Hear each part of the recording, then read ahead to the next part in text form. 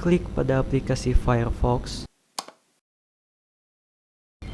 Ketik Chrome pada kolom pencarian. Klik hasil pertama.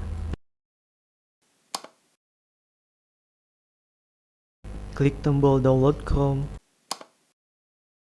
Pilih versi deb untuk Ubuntu. Klik tombol accept and install. Klik opsi save file. Klik tombol OK. Simpan filenya di home. Lalu klik tombol save. Maka proses download akan dimulai.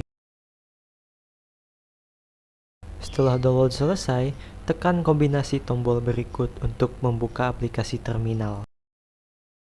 Lalu ketik perintah berikut dan tekan enter.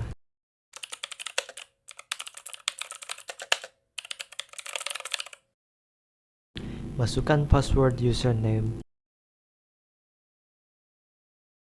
Dan Google Chrome telah berhasil terinstall.